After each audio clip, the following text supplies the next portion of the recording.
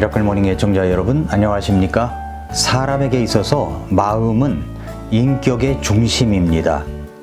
외모의 생김새나 화려한 의상보다도 보이지 않는 마음의 상태가 그 사람의 인격을 좌우합니다. 그리스도인은 예수님의 마음을 닮아가는 사람들입니다. 예수님의 마음이 가장 아름다운 마음의 모델이죠. 사도 바울은 고린도 교회 성도들을 향하여 이렇게 말했습니다. 고린도후서 6장 13절에 보면은 내가 내 자식들에게 하듯 말하노니 이제 바로 그것에 대한 보답으로 너희도 마음을 넓게 열라라고 했습니다. 그리스도인은 넓은 마음을 가져야 됩니다. 예수님께서 산상수훈을 강론하실 때 하나님 왕국 시민의 첫째 복은 마음이 가난한 것이라고 말씀을 했습니다. 가난한 마음이란 영이 가난하다고 하는 것은 깨끗이 비워져 있는 상태이거나 또한 넓고 큰 마음을 뜻합니다.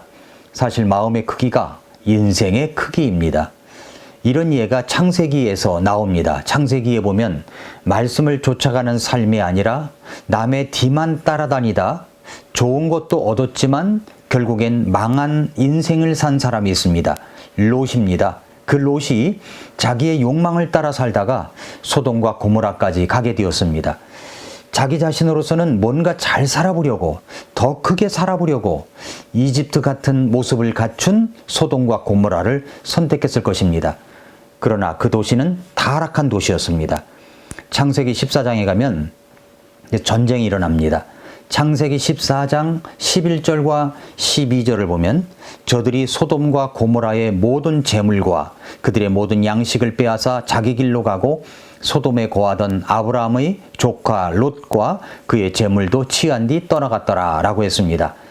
물이 잘 공급되어지는 요르단 평야를 선택했던 롯의 최종 정착지는 죄악의 도성이었던 소돔과 고모라 도시였습니다.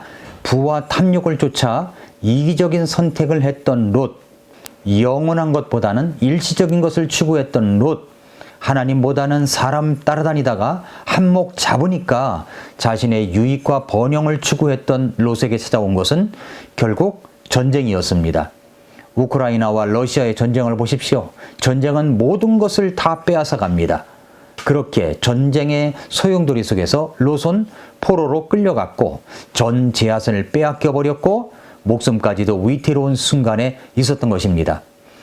그 가운데 간신히 도망친 한 사람이 아브라함에게 이 사실을 알립니다. 아브라함의 조카 롯도 붙잡혀 갔다는 이야기도 합니다. 그러자 아브라함이 어떻게 합니까? 당장에 자기가 집에서 훈련한 군사 318명을 이끌고 쫓아가 연합군대를 무찌르고 롯과 롯의 가족을 구출해 냅니다. 롯이 어떤 사람이었습니까? 욕심 많고 이기적이고 어떻게 보면 자기 자신의 이익만 챙기고 있는 아주 얄미운 사람입니다. 우리 주변에 함께하고 있는 사람이 그런 사람이 있다면 어떤 마음이 들겠습니까? 그런데 그런 사람이 자기 욕심을 따라서 떠나갔습니다. 그렇게 자기 욕심 챙겨서 떠나가는 사람들 사실 우리 주변에도 있습니다. 그럴 때 드는 마음이 어떻습니까? 그런 사람에게 드는 생각들 다 밝히지 않아서 그렇지 좀 얄미운 생각이 왜 안 들겠습니까? 그런데 어느 날 그 사람에 대해서 소문이 들립니다. 망했다고요. 거리에 나 앉았다는 소식입니다. 가족 간의 큰 갈등과 위기가 찾아왔다는 소식입니다. 그럴 때 우리는 어떻게 합니까? 어떤 마음이 드시죠? 아브라함이 정말 큰 마음을 가진 사람이라는 것이 여기에서 드러납니다. 그는 가서 롯을 구출해 가지고 왔습니다. 전쟁이라고 하는 것은 목숨을 거는 싸움입니다. 그런데 연합 군대를 318명을 거느리고 싸웠다고 하는 것은 전쟁의 역사에서 아주 길이 남을 이야기입니다. 아브라함은 정녕 큰 마음을 가진 사람이었습니다. 하나님은 우리 성도님들이 큰 마음을 가진 사람이 되기를 바라십니다. 그래서 고린도후서 6장 13절에 보면은 내가 내 자식들에게 하듯 말하노니 이제 바로 그것에 대한 보답으로 너희도 마음을 넓게 열라고 하셨습니다. 그렇다면 어떻게 이런 큰 마음을 가진 사람이 될 수가 있을까요? 첫째로 시기심을 극복해야 됩니다. 아브라함은 롯을 시기하지 않았습니다. 오히려 그가 잘 되는 것을 기뻐했습니다. 잘 될 기회를 주었습니다. 좋은 땅을 먼저 선택할 수 있도록 하였고, 그것 때문에 아브라함은 결코 시기하지 않았습니다. 그 일로 인해서 롯을 원망한 적도 없었습니다. 시기심은 사실 우리들의 마음을 망가뜨리는 독입니다. 시기심은 상대방을 쓰러뜨리기 전에 먼저 내 자신을 쓰러지게 만드는 악성 바이러스입니다. 악성 바이러스입니다. 야고보서 3장 14절부터 16절에 보면 이렇게 말씀했습니다. 그러나 너희 마음속에 독한 시기와 다툼이 있으면 자랑하지 말고 진리를 거슬러 거짓말하지 말라. 이러한 지혜는 위로부터 내려오는 것이 아니요 땅에 속한 것으로 관능적이며 마귀에게 속한 것이니 시기와 다툼이 있는 곳 거기에는 혼란과 모든 악한 일이 있느니라 라고 말씀을 했습니다. 그리스의 속담에 이런 말이 있습니다. 시기하는 자는 자기가 질투하는 사람이 칭찬받는 소리를 들을 때마다 매번 죽는다 라는 말이 있습니다. 독한 시기심은 마음의 구멍을 뚫고 거머리처럼 내 살에 달라붙어 가지고 생명의 피를 빨아먹는 독입니다. 그런데 이것을 어떻게 극복할 수가 있습니까? 모든 것을 하나님의 섭리로 여기면 됩니다. 하나님께서 그렇게 하시는 것이라 여기면 시기도 질투도 할 필요가 없습니다. 침례 요한이 침례를 베풀며 그리스도께서 오실 길을 예비하고 있을 때 자기 제자 2명이 예수님을 따라갔습니다. 내 제자가 예수님을 따라갔습니다. 그때 제자들이 와서 사람들이 다 그에게로 간다고 말합니다. 그때 침례 요한은 이렇게 대답을 했습니다.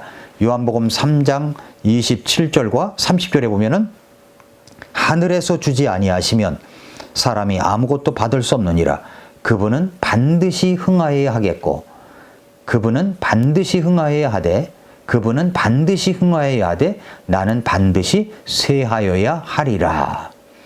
침례 요한은 모든 것을 하나님의 섭리로 여겼습니다. 그렇게 해야 시기와 질투를 극복할 수가 있는 것입니다. 아브라함은 그렇게 마음이 넓은 사람이었습니다. 우리들은 어떻습니까? 자, 그렇다면 어떻게 주님께서 바라시는 큰 마음의 소유자가 될 수가 있을까요? 두 번째입니다. 끝까지 사랑하는 것입니다. 어떻게 끝까지 사랑할 수가 있습니까? 끝까지 사랑한다는 말 속에 담긴 내용물의 3가지가 그 속에 담겨 있습니다. 끝까지 사랑한다 하는 그 내용물 속에 3가지가 담겨져 있습니다. 첫째는 끝까지 책임지는 사랑을 가지는 겁니다. 아브라함은 자기에게 붙여진 사람은 평생 책임질 줄 아는 사람이었습니다. 사랑의 극치는 책임지는 능력에 있습니다. 아브라함은 롯의 소식을 듣고 그의 생명을 다한 그 책임감을 느껴서 그 전쟁터로 간 겁니다. 소수의 사람들을 데리고 말입니다. 318명과 연합 군대와의 싸움은 말이 안 되는 전쟁입니다. 이것은 전쟁이라고도 할 수도 없는 것입니다. 그럼에도 불구하고 그는 롯에 대한 생명의 책임을 느껴서 달려간 것입니다. 하나님은 아브라함을 그렇게 해서 도와주셨습니다. 끝까지 책임지는 사랑을 가지고 행동하면 하나님께서 도우십니다. 진정으로 살아가면 책임감이 옵니다. 하나님께서 그런 사람을 도우십니다. 또한 과거를 용서하는 사랑이 그 안에 담겨져 있습니다. 아브라함이 롯을 사랑할 수 있었던 것은 과거를 용서했기 때문입니다. 큰 사람은 큰 사랑을 가지고 있습니다. 큰 사랑은 과거를 기억하지 않고 용서해주는 사람입니다. 덮어주는 사랑입니다. 그 사람의 실수의 목록을 갖고 있거나 죄의 목록을 갖고 있지 않습니다. 사랑은 무례히 행동하지 않습니다. 사랑은 자기의 것을 추구하지 않습니다. 사랑은 쉽게 성내지 않습니다. 사랑은 우쭐대지도 않습니다. 사랑하면 됩니다. 사랑은 과거로 그 사람을 평가하지 않습니다. 또 하나 내용물이 담겨 있는데 그것은 자기 자신을 희생하는 사랑입니다. 사랑이 많은가 하는 것은 그 희생을 보면 알 수가 있죠. 아브라함은 자신을 희생하는 사랑이 있었습니다. 전쟁에 가담한다는 것은 목숨을 내놓는 것입니다. 아브라함은 롯을 구출하기 위해서 자기의 생명을 내걸었습니다. 사랑의 크기는 희생의 크기입니다. 저는 아브라함이 조카 롯을 구출하는 장면을 보면서 우리 구주 예수님을 생각했습니다. 사실 우리 자신을 살펴보면 얼마나 이기적입니까? 그렇죠? 너무너무 이기적입니다. 이기적인 정도가 아니라 아주 죄악투성입니다. 누구 하나 나 같은 자를 잘 보살펴주고 끝까지 책임지는 사랑으로 인도해 줄 사람이 없을 정도로 그런 죄인이었습니다. 그런데 그런 나를 우리 예수님께서 찾아오셨습니다. 나 같은 자를 구원해 주셨습니다. 나 같은 자를 위해서 십자가에서 모진 고난과 고통과 죽음을 당하셨습니다. 그뿐만 아니라 우리 예수님께서 나 같은 자를 위해서 부활하셨습니다. 다시 살아나신 것입니다. 그래서 그 예수님을 믿고 구원을 받아 이제는 우리는 사망의 삶이 아니라 생명의 삶, 이제 부활의 삶을 살아가게 된 것입니다. 나는 살아난 것입니다. 나는 이제 부활한 것입니다. 구원해 주신 주님의 그 사랑을 생각할 때 정말로 감사함이 넘칩니다. 우리 주님은 자기 사람들을 사랑하시되 끝까지 사랑해 주시는 분이십니다. 내 주변에는 때때로 자기밖에 모르고 자기 이익만 챙기려고 하고 이익이 많은 쪽으로 가버릴 생각만 하는 그런 사람이 있을 수가 있죠. 목회자들이 목회를 하다가 그 마음에 많은 상처가 있고 아픔이 있는 이유가 있습니다. 그것은 그렇게 사랑을 주고 마음을 주고 온 정성을 쏟아붓고 구원으로 인도하고 그 사람의 정말 병이 낫기 위해서 기도하고 양육을 하였는데 어느 날 갑자기 작은 일에 토라지거나 자기 이익을 찾아 떠나는 사람들이 있을 때 목회자의 마음은 찢어질 듯이 아프고 그 상처가 오랫동안 남아 있는 경우가 많습니다. 그 상처는 정말 오래 갑니다. 그러나 오늘 아브라함과 조카 롯의 이야기 속에서 우리 주님 예수 그리스도의 아낌없이 주는 사랑을 배우게 됩니다. 우리 주님은 끝까지 책임지는 사랑입니다. 과거도 용서해 주는 사랑입니다. 희생하시는 사랑이었습니다. 우리가 말이죠, 아브라함처럼, 아니 예수님처럼 그렇게 하면 어떨까요? 거저 받았으니 거저 주어야 합니다. 오늘도 미라클 모닝입니다.